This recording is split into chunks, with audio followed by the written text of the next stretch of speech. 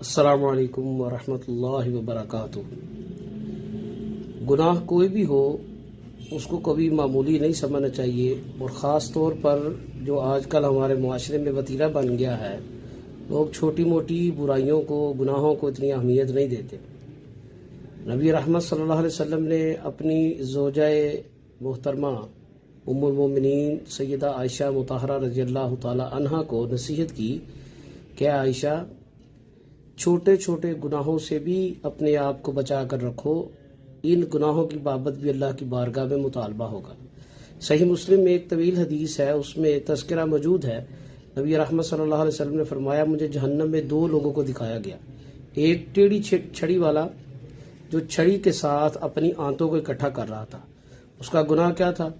کہ وہ اپنی ٹیڑھی چھڑی سے حاجیوں کے سامان کو اپنی طرف کھینچ لیتا، اور اگر پکڑا جاتا تو کہتا غلطی ہو گئی ہے، غلطی سے آ گیا ہے، نہیں تو وہ مال لے کے چلا جاتا تھا، اور اس کو وہ بڑا معمولی سمجھتا تھا۔ دوسرا اس عورت کا تذکرہ ہے جس نے ایک بلی کو باندھ لیا اور وہ بھوکی پیاسی مر گئی، اور آپ نے فرمایا نہ ہی اس نے اس کو کھانا ڈالا اور نہ ہی اس کو آزاد کیا تاکہ وہ حشرات اور زمین میں سے پرندے کھا کر اپنی جان بچا لے۔ تو یہ مثال ہے